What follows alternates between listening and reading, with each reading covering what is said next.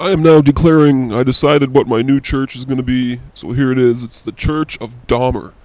Yes, I am making a new church where I don't know if I worship anybody really, but the central figure of my church and its beliefs are centered around Jeffery Lionel Dahmer, an American serial killer born May 21, 1960. Now I notice on Wikipedia they say that he was into rape, torture, dismemberment, necrophilia, cannibalism. Well, he was into a lot more than that.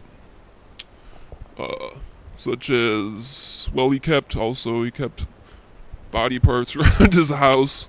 For one thing, he had several heads. I think when he was arrested, he had one head in the refrigerator, 3 heads in the freezer. He had some decomposing hands in his bedroom along with a penis. I think that was in a box. But he also had like some penises that were in jars filled with formaldehyde because he didn't want them to go bad. I guess he had to preserve them. So let's see what else I want to tell you about Jeffrey Dahmer here. Well, I'm in my materials in front of me. I don't see this, but I do know that he also basically one of the things he would do is try to basically lobotomize his victims, sort of, so he could have sex with them while they were still alive, but have them basically be like lobotomized. And he tried this several different ways. I know one of the ways he would like drill a hole in their forehead and like I think pour bleach in or things like that. He was never successful, I don't think. So it was probably actually rather painful for the victim. But in any regard, he had sex with them before and after death. Like, he actually would sometimes kill someone and then have sex with them. Now, beyond all the heads, I'm going to have to clarify this for you, and I'll try to do that. Yep, he had 1 head in the fridge. He had 3 heads in the freezer.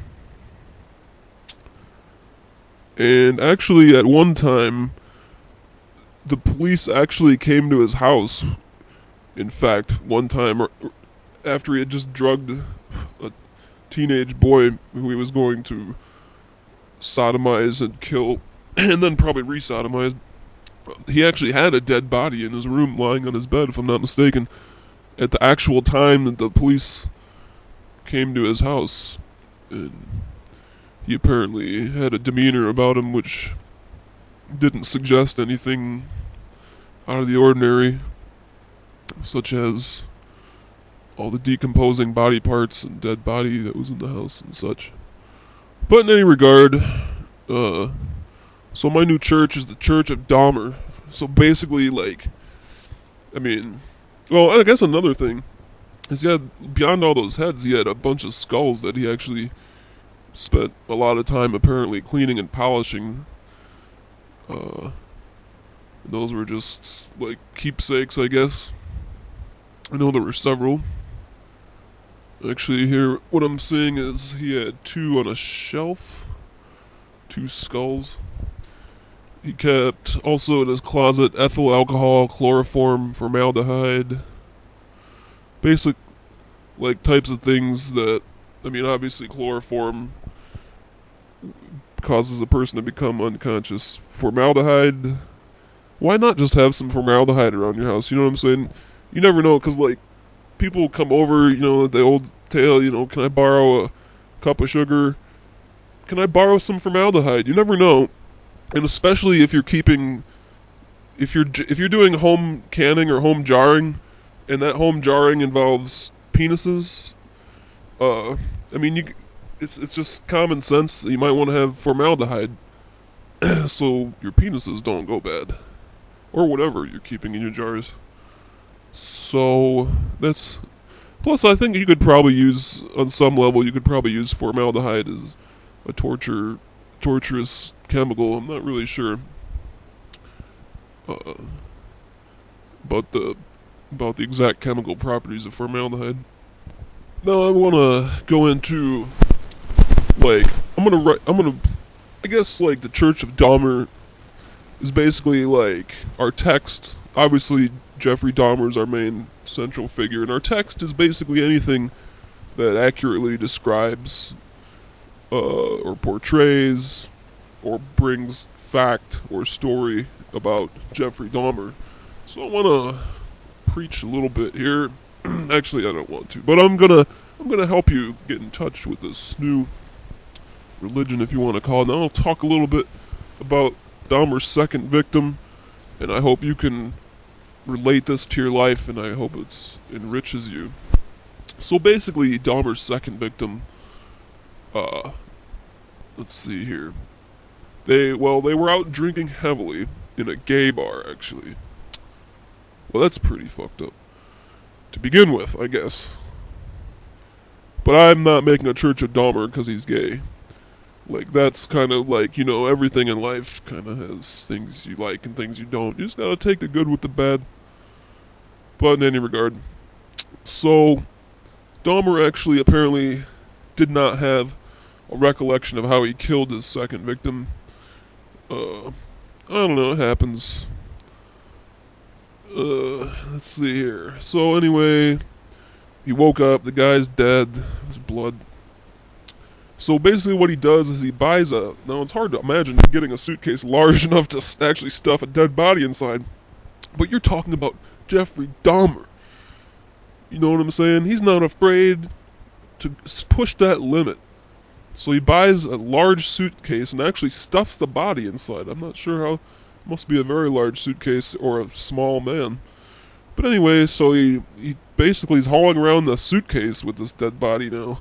And he takes the corpse to his grandmother's house, actually down into her basement.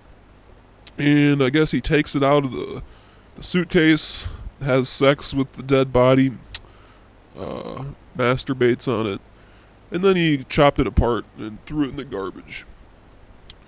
So, apparently he did not keep any remnants of that particular, in that particular incident.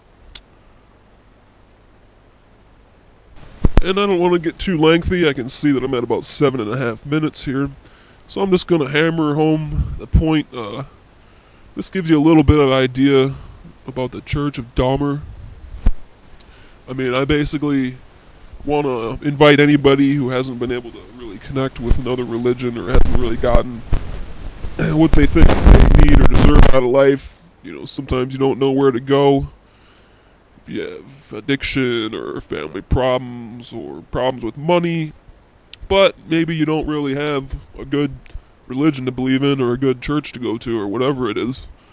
So you can join the Church of Dahmer. There's really no requirement or anything like that. And like I said, I don't think there's even anything of worship, but you can worship, if you want to worship. But basically, yeah, Church of Dahmer, you can join. Jeffrey Dahmer, central figure. Basically, Jeffrey Dahmer died on November 28, 1994. Basically, this is somewhat akin to the crucifixion of Christ, I suppose. If you want to compare it to that religion, that would be the similar moment in the Church of Dahmer. He was actually beaten to death with a barbell, a weightlifting barbell, by somebody else. In fact, I'll tell you who it is. Just a second. Okay, well, actually, let me make a long story short here. Basically, while in prison, Dahmer became a born-again Christian. Maybe that's why somebody wanted to beat him to death. I mean, I would want to.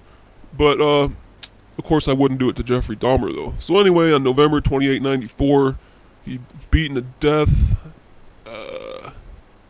by Christopher Scarver. So that would basically be the Judas of sorts, perhaps, of our religion, or whatever you call it. And, I'm not sure if, probably not allowed to go over 10 minutes. So I hope to see you next time on Church of Dahmer. Welcome, and bless you.